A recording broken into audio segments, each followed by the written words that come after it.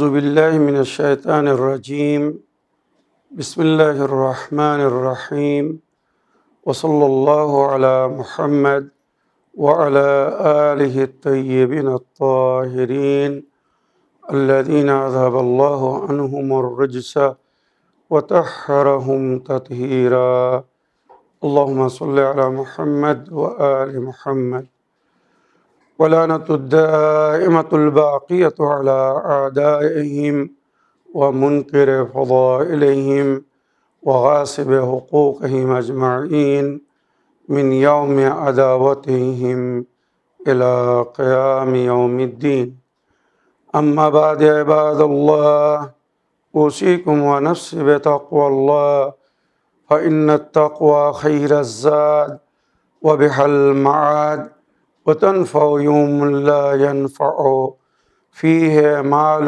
ولا بنون إلا من أتى الله بقلب سليم وصلى الله على محمد وعلى آله الطيبين الطاهرين اللهم صل على محمد وآل محمد وعجل فرجهم আমার প্রিয় দর্শক ও শ্রোতাবৃন্দ, আসসালামু আলাইকুম ওয়া রাহমাতুল্লাহি ওয়া বারাকাতুহু।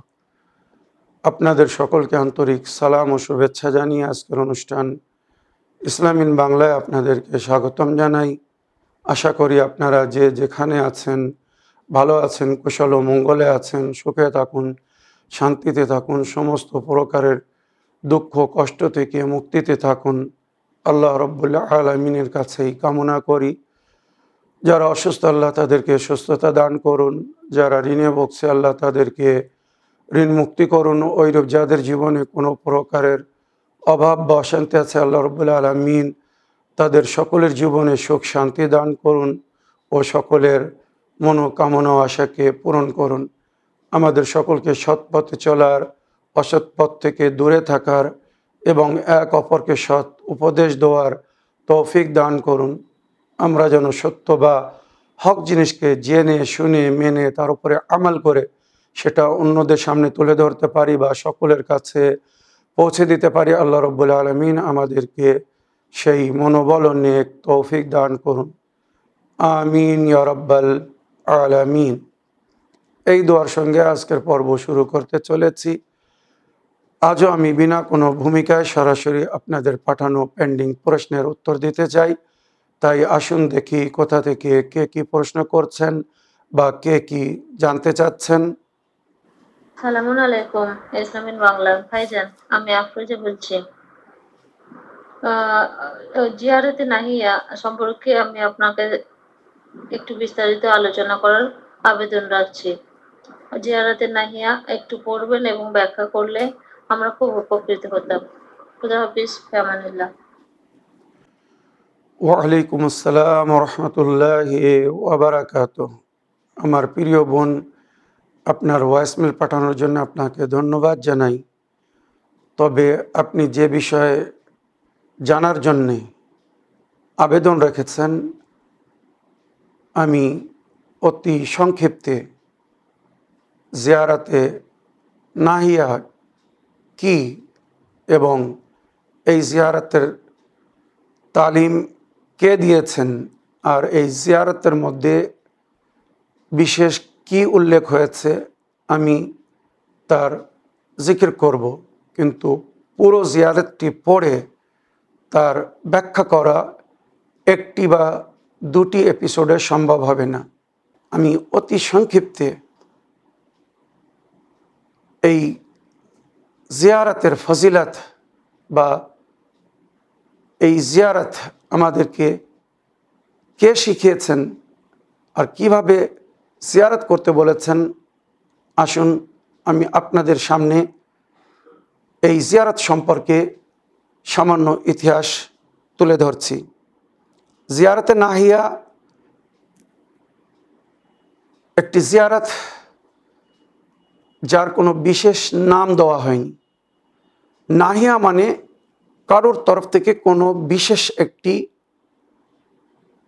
পায়গাম বা বিশেষ কোনো কাজের জন্যে বলা, এটাকে আরবিতে নাহিয়া বলে।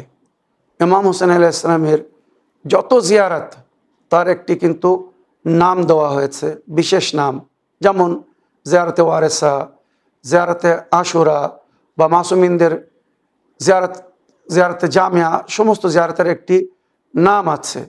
কিন্তু এই জিয়ারতকে জিয়ারতে নাহিয়া এই জন্যে বলা হয় কেননা এটা এক গোপন ব্যক্তির তরফ থেকে আল্লাহর বান্দাদেরকে, নবীর উম্মাতকে, আহলে বায়তের অনুগামী অনুসারীদেরকে, কারবালার শহীদদের স্মরণকারীদেরকে মানে আজাদারদেরকে এই জিয়ারতের তালিম দেওয়া হয়েছিল, যাতে তারা পুরো কারবালার ঘটনাকে এই জিয়ারতের মাধ্যমে স্মরণ করে বা বুঝতে পারে। তাই এই জিয়ারতকে যুগের ইমাম নিজের 4 জন নায়েব, ওর মধ্যে কোনো একজন নায়েবের মাধ্যমে এই জিয়ারত আমাদেরকে তালিম দিয়েছিলেন।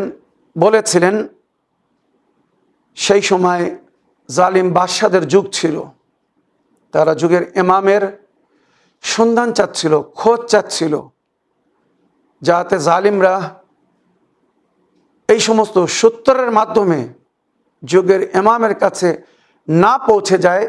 তাই এটাকে জিয়ারতে নাহিয়া মানে একজন গোপন ব্যক্তির তরফ থেকে এই জিয়ারত শিক্ষা দেওয়া হয়েছে, বা একটি গোপন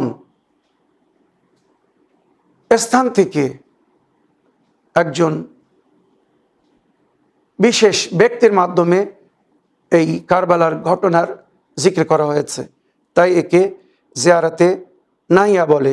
এটা ইমাম হোসেন আলাইহিস সালাম বা কারবালার শহীদদের জিয়ারত, আর এটা যুগের ইমাম তালিম দিয়েছেন ওনার নওয়াবে আরবা মানে 4 জন যে নায়েব, এনাদের মধ্যে কোনো একজনের মাধ্যমে। আর বিভিন্ন জিয়ারতের বাবে অধ্যায় বা বইতে এর জিকির হয়েছে।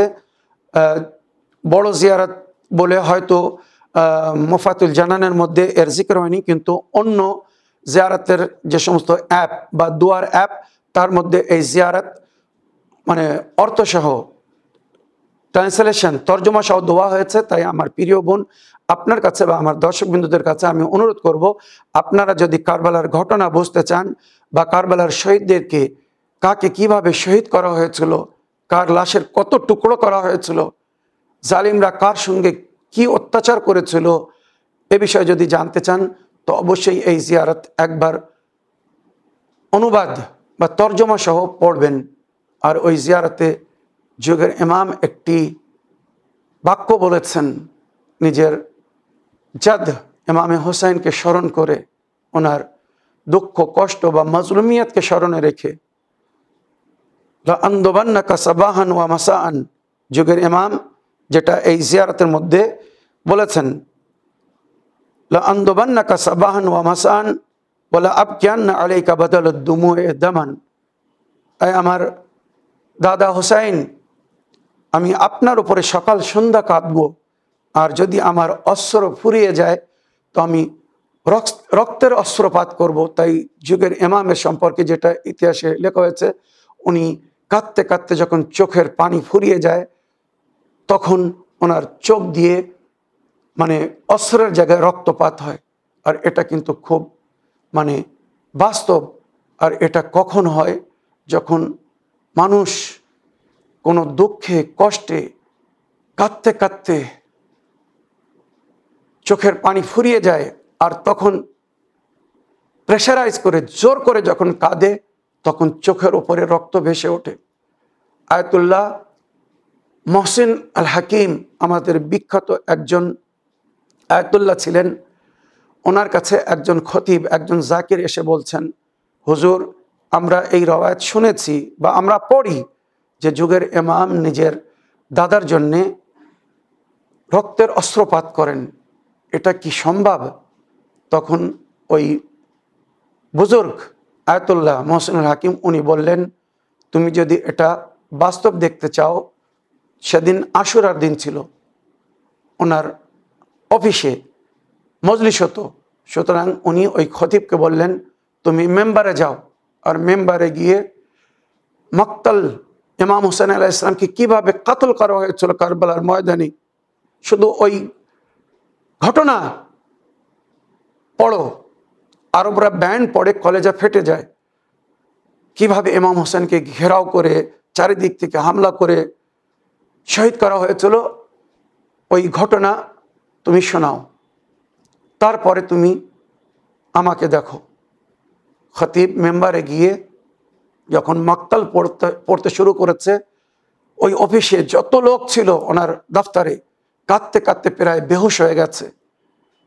মাসাব যখন শেষ হয়ে গিয়েছে, সবার হোশ ফিরেছে, সবাই শান্ত হয়েছে, কিন্তু আয়াতুল্লাহ মহসিনুল হাকিম উনি নিজের হাঁটুর উপরে মাথা রেখে রুমাল চোখের উপরে মুখের উপরে ধরেছিলেন, কাঁদছিলেন।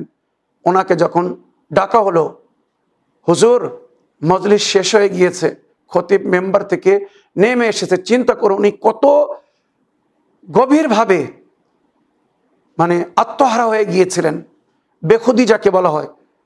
যখন ওনাকে ধরা হলো, তো ওনার হাত থেকে ওই রুমালটা পড়ে গেল, আর যখন রুমাল পড়ে গেল দেখা যাচ্ছে রুমাল রক্তে রক্তাক্ত, মানে উনি কাঁদতে কাঁদতে ওনার চোখের পানি ফুরিয়ে গিয়েছিল, শেষে রক্ত বাহির হয়ে আসলো। তো এটা কিন্তু বাস্তব, এই ক্রোধনের জিকির এই জিয়ারতের মধ্যে হয়েছে, মনে রাখবেন। তো এই জিয়ারত যুগের ইমাম তালিম দিয়েছেন, আর এই জিয়ারতের মধ্যে যে বাক্যগুলো ব্যবহার হয়েছে, শব্দগুলো এসেছে, আমি যেমন বললাম অনেক বড় জিয়ারত, সামান্য কয়েকটি বাক্য আমি উর্দু ভাষায় পড়ে বাংলায় আপনাদের জন্য তার অনুবাদ করব বা তর্জমা করব, ব্যাখ্যা করব, যাতে উর্দু ভাষীরাও বুঝতে পারে, হিন্দি ভাষীরাও বুঝতে পারে, আর আপনারাও বুঝতে পারেন। যুগের ইমাম এই জিয়ারতের মধ্যে এইভাবে উল্লেখ করেছেন বা বলেছেন, मेरा सलाम उस शहीद पर जिसकी दाहिनी तरफ की पसलियां टूटकर बाईं तरफ आ गई थी और बाईं तरफ की पसलियां टूटकर दाहिनी तरफ आ गई थी। সালাম সেই শহীদের উপরে যার ডান পাজরার হাড় ভেঙে বাম দিকে চলে গিয়েছিল, আর বাম পাজরার হাড় ভেঙে ডান দিকে চলে এসেছিল। মানে ইমাম হোসেন আলাইহিস সালামের লাশের উপরে যখন ঘোড়া চালানো হয়েছিল, মনে রাখবেন ঘোড়ার খুর বা পা দিয়ে ইমামের লাশকে পায়মাল করানো হয়েছিল। আর ওই ঘোড়া সম্পর্কে ইতিহাসে লেখা হয়েছে, আরবি আসিল ঘোড়া ছিল, যার পায়ের মানে এক টাপের ওজন ছিল 30 থেকে 32 কেজি ওজন। চিন্তা করুন, সেই ঘোড়ার টাপ দিয়ে পা দিয়ে ইমামের লাশকে পায়মাল করা হয়েছিল। তাই ইমাম বলছেন, আমার সালাম সেই শহীদের উপরে যার পাজরার হাড় একদিক থেকে ভেঙে অন্য আরেক দিকে চলে গিয়েছিল, অন্য আরেক দিক থেকে ভেঙে আরেক দিকে চলে এসেছিল। সালাম উন পাকিজা নুফুস পার जिन्हें টুকরে টুকরে किया गया, আমার সালাম সেই পবিত্র নফসের উপরে যাদের শরীরকে টুকরো টুকরো করা হয়েছিল। মুসাফিरों में से सबसे ज़्यादा बेकस ও মজলুম মুসাফির पे সালাম, মানে মুসাফিরদের উপরে যে জুলুম হয়েছে সফরের মাঝখানে বা সফরের অবস্থায়, তাদের উপর যে জুলুম হয়েছে, যার কোনো উদাহরণ নেই, তুলনা হয় না, সেই মজলুমদের উপরে আমার সালাম। उन गरीबानों पे সালাম जो खून से भरे हुए थे, সেই সমস্ত গলার উপরে গর্দানের উপরে বা যে কাপড় পরেছিলেন পরিধান শহীদরা, রক্তে রক্তাক্ত হয়েছিল। তাই ইমাম বলছেন তাদের ওই রক্তাক্ত পোশাকের উপরে আমার সালাম।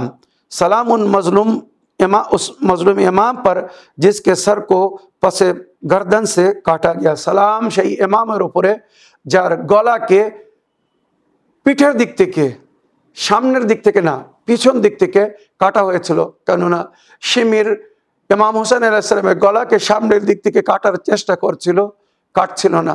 তাই শিমির জিজ্ঞেস করলো ইমাম হোসেনকে, আয় হোসেন, আমি তোমার গলা কাটার চেষ্টা করছি, এত তোমার গলা কেন কাটছে না?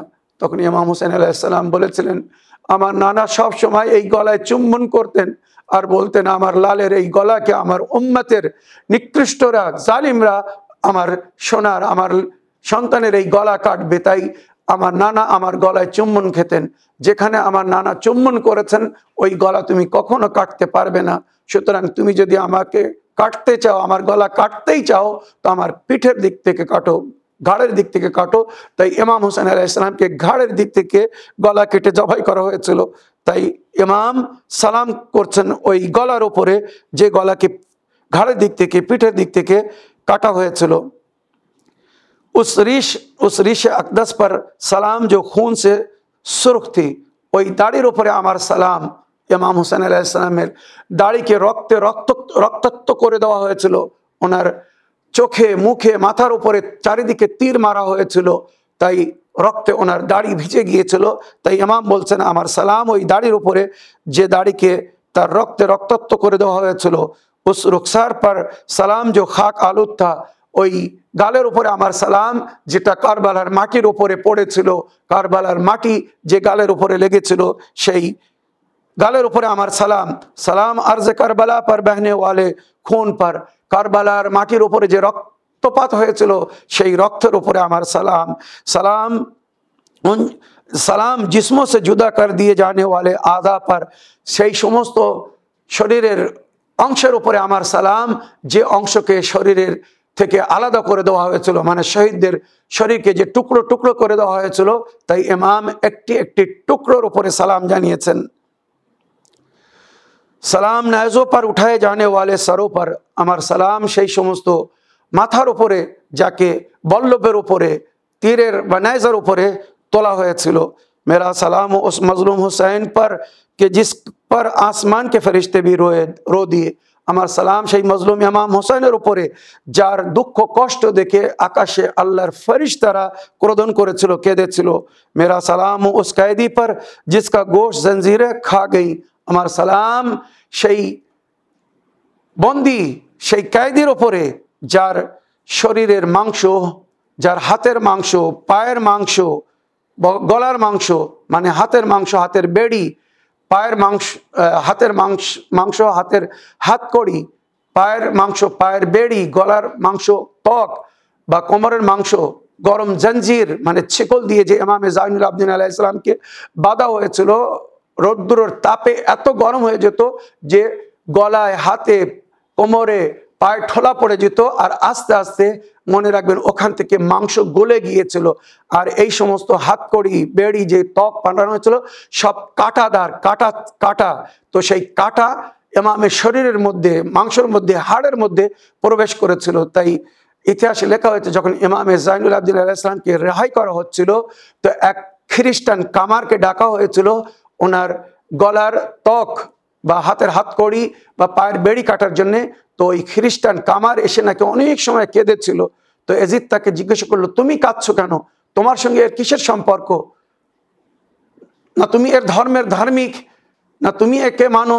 তখন ওই কামার বলছিল যে আমি এই ব্যক্তির ধর্মের ধার্মিক না, আমি মুসলমান না, কিন্তু আমি একটা মানুষ, আমার অন্তরে মানবতা আছে, এও একটা মানুষ, এক মানুষ ওই মানুষের সঙ্গে এত দুর্ব্যবহার করতে পারে, এত কষ্ট দিতে পারে, এত কষ্ট দিতে পারে, এত নির্যাতনা করতে পারে, এটা আমি কখনো ভাবতে পারিনি। আমি ভাবছি আমি এই ছিকল কাটবো কি করে, আমি এই ত্বক, এই হাতকড়ি কাটবো কি করে, আমি পায়ের বেড়ি কাটবো কি করে। সমস্ত কাটা এই বেড়িতে, এই ত্বক বা এই হাতকড়িতে যে কাটা, এই কাটা মাংস ছিদ্র করে হাড়ের মধ্যে প্রবেশ হয়ে আছে। আমি যদি এই হাতকড়ি কাটতে যাই, এই জাইনুল আবদিনের শিরা কাটা যাবে, গলার যদি ত্বক কাটতে যাই গলার শিরা কেটে যাবে, হাত পায়ের যদি বেড়ি কাটতে যাই পায়ের শিরা কেটে যাবে, আর জাইনুল আবদিন মারা যাবে। কাল হাসরের ময়দানে তোমাদের নবী যদি আমার কাছে জিজ্ঞাসা করে যে আমার ছেলের গলার শির কেন কেটেছিলে, আমি কি উত্তর দেব? ওই জন্য আমি পারবো না। তখন ইমামে জাইনুল আবদিন আলাইহিস সালাম ওই কামারকে, ওই খ্রিস্টান কামারকে বলেছিলেন, আমার ভাই তুমি আমার উপরে সহানুভূতি জানিয়েছো, দয়া মায়ার প্রকাশ করেছো, তোমার উপরে আল্লাহ রহম করুক। আমার ভাই তুমি আমার গলার ত্বক কাটো, হাতের হাতকড়ি কাটো, আমার পায়ের বেড়ি কাটো, আমি সহ্য করব, আমার হাজার কষ্ট হলেও আমি সহ্য করব। তাই কাঁদতে কাঁদতে নাকি ওই কামার ওই হাতকড়ি, বেড়ি বা গলার ত্বক কেটেছিল আর তাজা রক্ত বাহির হয়েছিল, মানে সে অনেক কষ্টের কথা। তাই যুগের ইমাম ওই জিনিসকে স্মরণ করছেন যে আমার সালাম ওই ব্যক্তির ওপরে যার শরীরের মাংস মানে শিকল, হাতকড়ি, বেড়ি বা গলার ত্বক খেয়ে ফেলেছিল, মানে গরম হয়ে আস্তে আস্তে গলে গিয়েছিল। इमाम ज़मान अलैहिस्सलाम बोलते हैं, मेरा सलाम हो उस मासूमा पे जिसके रुखसरों की रंगत करबला से शाम तक मुसलसल तब्दील होती रही। আমার সালাম সেই ছোট মাসুমার উপরে যার গালের রং কারবালা থেকে শাম পর্যন্ত বারবার পরিবর্তন হচ্ছিল। অর্থাৎ জনাবে সকিনাকে যখন চড় মারা হচ্ছিল, তো চড় মারার কারণে কখনো কখনো ওনার গাল লাল হয়ে যাচ্ছিল, বেশি চড়ের কারণে কখনো নীল হয়ে যাচ্ছিল, কখনো কালশিরে পড়ে কালো হয়ে যাচ্ছিল।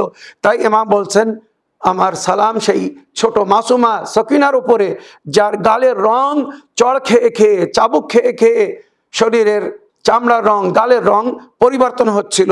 সালাম উন হোঠো পর जो प्यास से सूखे हुए थे, আমার সালাম সেই ঠোঁটের উপরে পিপাসার কারণে যেগুলো শুকিয়ে গিয়েছিল কারবালার শহীদদের উপরে, বিশেষ করে জনাবে আলী আসগরের ঠোঁটের উপরে এইভাবে इमाम सलाम করেছেন, मेरा सलाम उस बीबी पर जिसने करबला से शाम तक अपने जख्मी हाथों से अपने भाई के यतीमों को खाना खिलाया। আমার সালাম সেই বিবির হাতের উপরে যার জখমি হাত দিয়ে তার ভাইয়ের এতিম বাচ্চাদেরকে কারবালা থেকে কুফা পর্যন্ত নিজে না খেয়ে ইমাম হোসেন আলাইহিস সালামের বাচ্চাদেরকে খাইয়েছিলেন।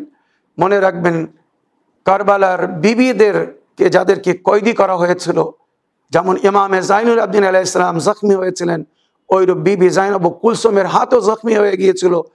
যে কষ্ট তানারা সয়েছিলেন, তানাদের উপর যে জুলুম হয়েছিল, তার কারণে তানাদের একটি একটি শরীরের অংশ, হাত পা সব জখমি হয়েছিল। তারপরেও ওই জখমি হাত দিয়ে উনি ইমাম হোসেন আলাইহিস সালামের এতিম বাচ্চাদেরকে পানাহার করিয়েছিলেন। তাই যুগের ইমাম বিবি জাইনবের উপরে এইভাবে সালাম করছেন যে আমার সালাম সেই বিবির উপরে যিনি কারবালার থেকে কুফার বা শামের পথে নিজের জখমি হাত দিয়ে इमाम हुसैन अलैहिस्सलामेर यतीमদেরকে পানাহার করিয়েছিলেন।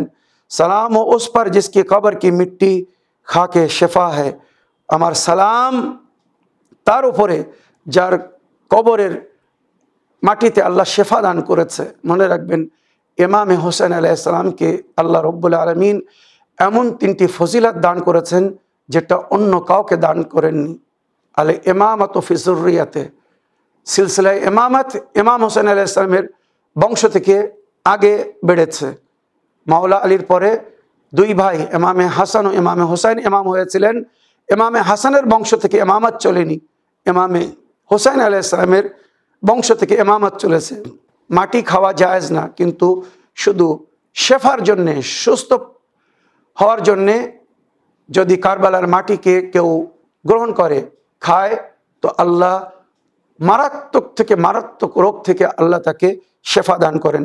তো সালাম उस पर जिसके कब्र की मिट्टी खा के शेफा है, আমার সালাম তার উপরে যার কবরের মাটিকে আল্লাহ শেফা দান করেছেন। সালাম ও उस पर जिसके हरम की फिदा में दुआएं कबूल होती है। আর তৃতীয় ফজিলত যেটা ইমাম হোসেনকে দান করা হয়েছে, ইস্তিজাবাতুদ দুআ তাহতা কুব্বাতে, ইমাম হোসেন আলাইহিস সালামের গম্বুজের নিচে, ওনার কবরের উপরে যে গম্বুজ, ওই গম্বুজের নিচে যদি কেউ দোয়া করে তো আল্লাহ তার দোয়াকে রদ করেন না। তাই ইমাম বলছেন, আমার সালাম তার উপরে যার কবরের নিচেই, মানে গম্বুজের নিচে আল্লাহ দোয়াকে কবুল করেছেন। তারপরে ইমাম বলেছেন, আয় আমার জাদ, আমি সকাল সন্ধ্যা আপনার মুসিবত জিকির করে, পড়ে বা শুনে, যখন খতিবরা, জাকিরিনরা, উলামাগণরা মজলিস পড়েন, আপনারা হয়তো জানেন না, যুগের ইমাম এরা সমস্ত জায়গায় মজলিসে আসেন। যে খতিব অন্তর থেকে আন্তরিকতার সঙ্গে পবিত্র অবস্থায় কারবালার শহীদদেরকে স্মরণ করে, কারবালার শহীদদের জিকির করে, ইমামে জামান আলাইহিস সালাম ওই মজলিসে আসেন, তাদেরকে দোয়া দেন। যারা ওই মজলিসে অংশগ্রহণ করেন, ওই খতিবকে দোয়া দেন যে কারবালার জিকির করে। আর ইমাম হুসাইন আলাইহিস সালামের মুসিবত শুনে, বিশেষ করে ওনার চাচা মাওলা আব্বাস আলাইহিস সালামের, ইমামে জামান আলাইহিস সালাম বলেছেন, যেখানে আমার চাচা আম্মু আব্বাস আলাইহিস সালামের জিকির হয় আমি সেখানে যাই। তো যুগের ইমাম কারবালার শহীদদের যেখানে জিকির হয় উনি আসেন আর জিকির শুনে কাঁদেন। আর যেটা ইমাম নিজে বলেছেন, আমার চোখের অস্ত্র যদি ফুরিয়ে যায় কাঁদতে কাঁদতে, তো আমি রক্তের অস্ত্রপাত করব। শেষে জানাবে আলী আসগরের শাহাদাতকে স্মরণ করে যুগের ইমাম বলছেন, আসসালামু আলা আব্দুল্লাহ বিন আল হুসাইন আতিফুর রাজি, কারবালার শিশু, দুধের শিশু বাচ্চার উপরে আমার সালাম, যাকে 3 ফলের তিল মেরে শহীদ করা হয়েছিল, তার পিতার হাতের উপরে পানির বদলে যাকে তীর মারা হয়েছিল। এক শিশু বাচ্চা ক্ষুধায় পিপাসায় ছিল, তার পিতা তার জন্য পানি চাচ্ছিল, জালিমরা পানির বদলে তাকে তীর মেরে তার পিতার হাতের উপরে জবাই করে ফেলেছিল। চিন্তা করুন। এইভাবে জিয়ারতে নাহিরার মধ্যে আরো অনেক দুঃখ কষ্ট বা বেদনার কথা, যেটা পড়লে বা শুনলে কলেজা ফেটে যায়। অনুরোধ করব, যদি সুযোগ হয় তো সরাসরি ইন্টারনেট থেকে এই জিয়ারত ডাউনলোড করে তার অর্থ আপনারা পড়তে পারেন, বা ভয়েসমেলও আপনারা শুনতে পারেন। বিভিন্ন দোয়ার অ্যাপের মধ্যেও এই জিয়ারত দোয়া আছে। আগের অডিও নেই, দেখি কোথা থেকে কে কি বলতে চাচ্ছেন। বিসমিল্লাহির রহমানির রহিম। আসসালামু আলাইকুম ওয়া রাহমাতুল্লাহি ওয়া বারাকাতুহু। হুজুর সাহেবকে আল্লাহ পাক ভালো রাখুক, ওনার পিতাকে আল্লাহ পাক জান্নাতবাসী করুক, ওনার ছেলে মেয়েদের ওনার মতো কামিলতা দান করুক। আলহামদুলিল্লাহ, আমিন। হুজুর সাহেব, আমার কোশ্চেন হচ্ছে, আমি ওই বহুদিন থেকে ওই যে ইমাম হুসাইন আলাইহিসসালামের রওজা বানাতে চাই, কিন্তু মেয়ে মানুষ পারি না, ভিতরে খুব দুঃখ লাগে হুজুর। তো আমি দেখেছি, আপনার বহুদিন আগে আপনার ফেসবুকে দেখেছিলাম যে ইমাম হোসেন আলাইহিসসালামের রওজা বানিয়ে কেউ হয়তো ভাসায়া দিচ্ছে, পানিতে ভেসে দিচ্ছে যাচ্ছে, তো ইমাম হোসেন আলাইহিসসালামের রওজা মানে ধার যেদিকে যায় তো উল্টো দিকে যায়। তো তখন আমি মানে নিজে দেখেছি, আর বলেছি বাড়ির লোককেও যে দেখুন ইমাম হোসেন আলাইহিসসালামের কি মানে মুজিজা, ধার যেদিকে যায় ওই দিকে যায় না। তো এই যে আমার নানান সমস্যা, বহুত সমস্যা, তো আমি ওই যে মাসাইলে জিন্দেগি এক এপিসোডে এক দর্শক বোন বলল যে ইমাম হোসেন আলাইহিসসালামের নামে ওই নিশান, আমরা নিশান বলি, ওই নিশান বানিয়ে বাড়িতে রাখলে বহুত ফায়দা আছে। তো আপনিও বলেছেন, ওই বোনটির উত্তরে আপনিও বলেছেন যে ইমাম হোসেন আলাইহিসসালামের রওজা বাড়িতে লাগিয়ে রাখলে কিবা বললেন যে যাবতীয় সমস্যা থেকে মুক্তি পাওয়া যায়। তো আমি এবার মহরমের চাঁদে ছোট ছোট করে 2টো নিশান লাল কাপড় দিয়ে বানিয়েছি, আর আমি অ্যারাবিক দিয়ে, মানে আগে যে হাতের সেলাই কাজ হতো, ওই আগে কলম দিয়ে লিখে নিয়ে ইয়া হুসাইন লিখেছি ওই নিশানের মধ্যে, লিখে ওই ঘরের ভিতরে দিয়েছি, এখনো আছে ওই। আর রোজ ওখানে চাল দিয়েছি, ওই চালের মধ্যে ওই ধূপকাঠি লাগিয়ে দেই যে আমি পাক পাঞ্জাতন 12 ইমাম সাহেব মাসুম আলাইহিসসালামের নামে ধূপ লাগাইলাম কুরবাতানিল্লাহ, ওভাবে ওই নিশানের নিচেই লাগিয়ে দিই। একটা গ্লাস ভর্তি করে চাল দিয়ে রেখেছি, ওই গ্লাসে ওই ছোট্ট নিশানটা একটা লাঠি করে দিয়ে ঘরেতে রেখেছি হুজুর সাহেব। তো ওই রকম করে নিশান তৈরি করে ওই ছোট একটা ওই যে কলার গাছের টুকরোতে মানে কি করে নদীতে ভাসিয়ে দিতে চাই। ওই ইয়া হোসেন আবার লিখবো ওই কাপড়টার মধ্যে, লিখে কতগুলো যেগুলো মানে দরকার প্রয়োজনীয় কথা আছে বলে ইমাম হোসেনের নাম নিয়ে আমি নিশান বানিয়ে ওই রোজা তৈরি করতে পারি না। আমি কাকে বলবো কি সমাচার, পারি না বলেই আল্লাহ আমাকে মানে মনে করে দিয়েছে, যা আমি আশা করেছি যে নিশান তৈরি করে ভাসিয়ে দেবো। এসব কি করা যাবে? আর 5 জনের নামে 5টা নিশান দিতে চাই, হুজুর সাহেব জানাবেন। আসসালামু আলাইকুম রহমতুল্লাহি ওয়া বারাকাতুহু। প্রশ্ন পরিচয়টি হলে নিজের ছোট বোন করে মাফ করবেন, আমিন। ওয়ালাইকুম আসসালাম রহমতুল্লাহি ওয়া বারাকাতুহু। আমার প্রিয় বোন, আল্লাহ আপনার আজাদারিকে, মাওলা আপনার খেদমতকে গ্রহণ করুন বা কবুল করুন। আমার প্রিয় বোন, ইমাম হোসেন আলাইহিস সালামের রওজার যে আমরা ছবি তৈরি করি, যাকে তাজিয়া বলা হয়, আপনি তাজিয়ার কথা বলছেন, তো আপনি নারী, আপনি তাজিয়া তৈরি করতে পারছেন না বলে আপনি বাড়িতে আলম তৈরি করে তার সামনে নজর নিয়াজ করেন, কোনো অসুবিধা নেই, করতে পারেন।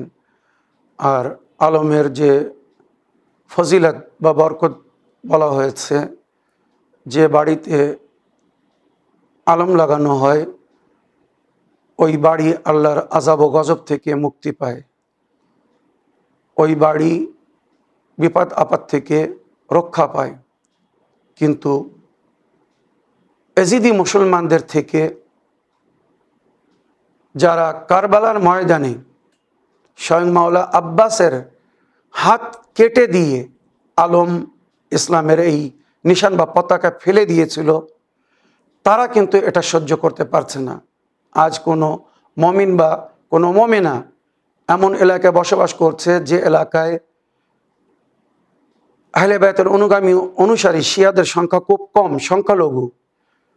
হয়তো আশেপাশে অন্য মুসলমানেরা, বিশেষ করে এজিদি মুসলমানেরা বসবাস করছে। তো কোনো মমিন বা মমিনা যদি নিজের বাড়ির উপরে ওই ইসলামিক পতাকা নিশান লাগায় বা লাগাচ্ছে, তাদের উপরে জুলুম হচ্ছে, অত্যাচার করছে। তো কারবালার ময়দানে যেমন এজিদি মুসলমানেরা মাওলা আব্বাসের হাত কেটে ইসলামের পতাকাকে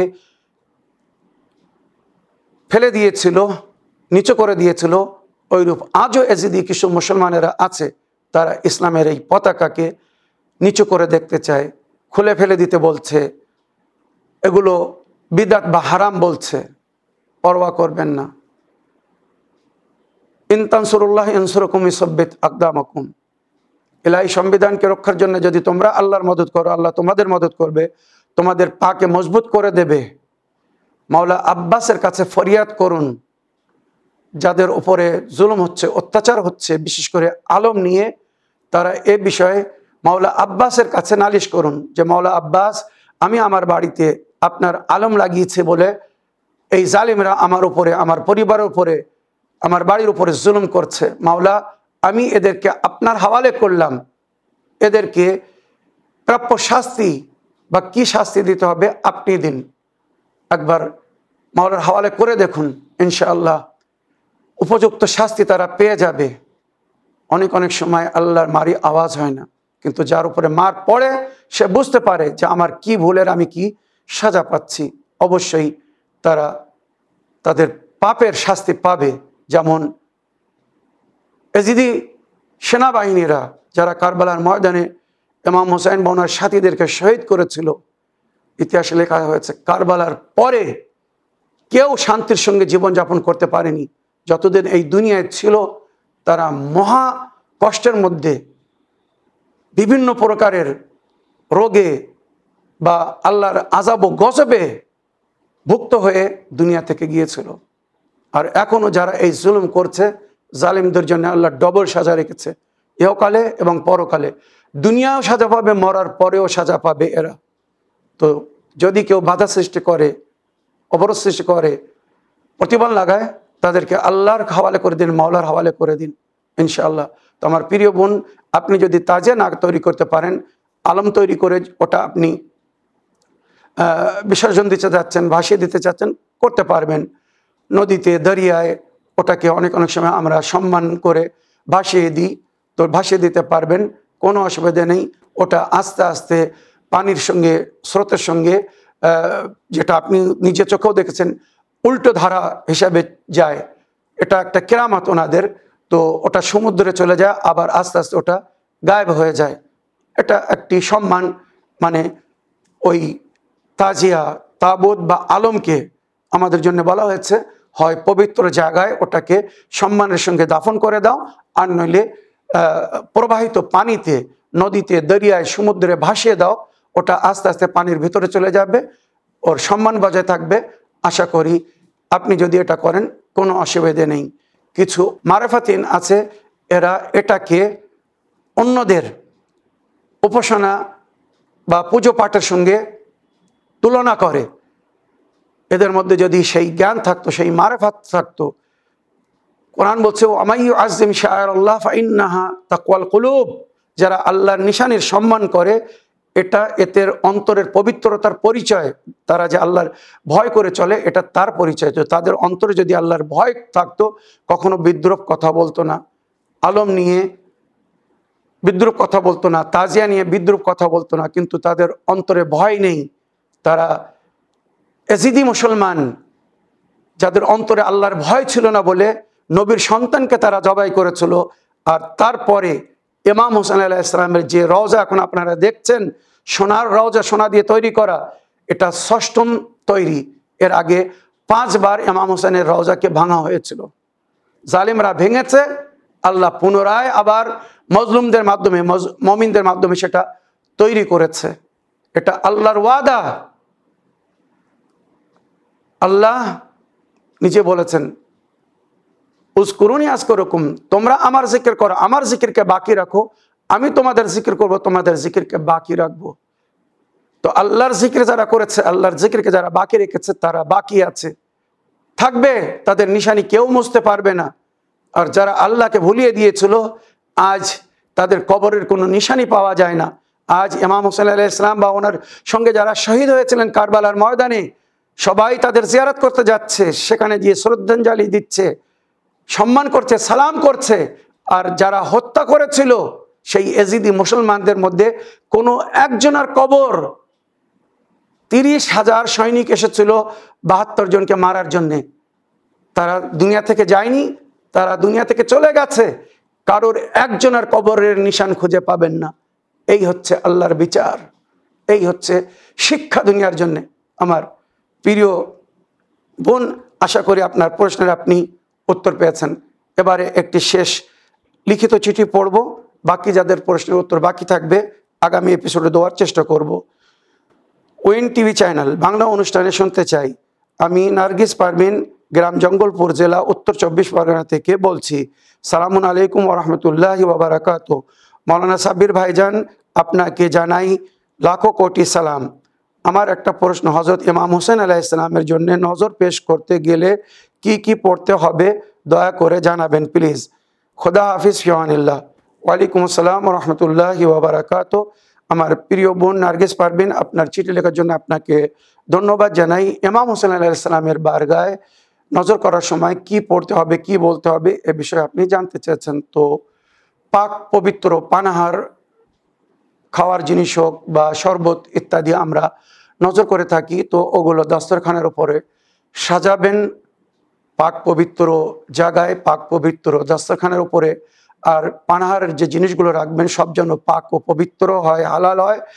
আর ওখানে আগরবাতি বা মোমবাতি শ্যামা জ্বালিয়ে তারপরে কেবলার দিকে মুখ করে সর্বপ্রথম 3 বার দরুদ শরীফ পাঠ করবেন, তারপরে একবার সূরা আলহাম পড়বেন, 3 বার সূরা কদর, সূরা কদর ইন্না আনজালনাহু ফি লাইলাতিল কদর পড়বেন, তারপরে 3 বার সূরা তাওহীদ কুল আল্লাহু আহাদ সূরা পড়বেন, তারপরে আবার 3 বার দরুদ শরীফ পড়বেন। এবারে যদি মাওলা ইমাম হোসেন আলাইহিস সালামকে নজর করতে চান তো এইভাবে বলবেন, হে আমার প্রতিপালক আল্লাহ রাব্বুল আলামিন, এই যে সূরাগুলো পাঠ করলাম এর সওয়াব উপহার দিলাম ইমাম হোসেন আলাইহিস সালামের রূহকে, বা হাদিয়া করলাম ইমাম হোসেন আলাইহিস সালামের রূহকে। আর এই যে নজরের জিনিস ইশারা করে বলবেন, এইগুলো আমি মাওলা ইমাম হোসেন আলাইহিস সালামের দরবারে, ওনার বারগাহে বা ইমাম হোসেন আলাইহিস সালামকে নজর করলাম কুরবাতান ইলাল্লাহ, আল্লাহ পাক আপনি কবুল করুন। তারপরে দস্তরখানার দিকে ইশারা করে আন্তরিকভাবে মাওলাকে স্মরণ করে মনে মনে বলবেন, মাওলা আপনি আমার ও আমার পরিবারের থেকে, আমার বাচ্চাদের তরফ থেকে এই নজর নিয়াজকে গ্রহণ করুন, কবুল করে নিন। ইনশাআল্লাহ 100% কবুল হয়ে যাবে। আর আল্লাহ মাওলা যদি কবুল করে নেন তো তার প্রতিফল ইহকাল এবং পরকাল উভয় স্থানে পাবেন। আর যদি অন্যদের জন্য নজর করেন, অন্য শহীদদের জন্য নজর করেন, মানে মাসুমিন ছাড়া, তখন মনে করবেন এইভাবে আগে দরুদ শরীফ পড়বেন, সূরা আলহাম পড়বেন, 3 বার সূরা কদর পড়বেন, তারপরে 3 বার সূরা কুল আল্লাহু আহাদ পড়বেন, তারপরে 3 বার দরুদ শরীফ পাঠ করবেন, তারপরে বলবেন, হে আমার প্রতিপালক আল্লাহ রাব্বুল আলামিন, এই যে সূরা পাঠ করলাম এর সওয়াব দান করলাম পঞ্চতত্ত্ব পাক 12 ইমাম চেদা মাসুমিন আলাইহিস সালামের আরওয়াহে মুকদ্দাসাকে, ওনাদের পবিত্র রূহকে, তার পরিবর্তে যা সওয়াব হবে মনে করুন বলুন কারবালার শহীদদের রুকে দান করলাম, মাওলা আব্বাস, জনাবে আলী আকবর বা অন্য সাহাবারা যারা শহীদ হয়েছিলেন, উৎসর্গ হয়েছিলেন, প্রাণদান দিয়েছিলেন, বা আমাদের আপনদের মধ্যে যদি কেউ প্রাণ হারিয়ে থাকে তাদের নামে ইসালে সওয়াব করতে পারেন। আর নজর নিয়াজের দিকে চেয়ে বলবেন এটা মাওলা আব্বাস আলাইহিস সালামকে নজর করলাম, বা মাওলা আলী আকবরকে নজর করলাম, জনাবে আলী আসগর আলাইহিস সালামকে নজর করলাম, শহীদদের কারবালার শহীদদেরকে নজর করলাম। এইভাবে নজর করবেন। আশা করি আপনি বা আমার দর্শকবৃন্দরা বুঝতে পেরেছেন কিভাবে আমাদেরকে নজর নিয়াজ করতে হবে। এই বলে আমার আজকের বক্তব্য এখানে শেষ করলাম। ওয়া আখিরু দাওয়ানা আলহামদুলিল্লাহি রাব্বিল আলামিন। আসসালামু আলাইকুম ওয়া রাহমাতুল্লাহি ওয়া বারাকাতুহু।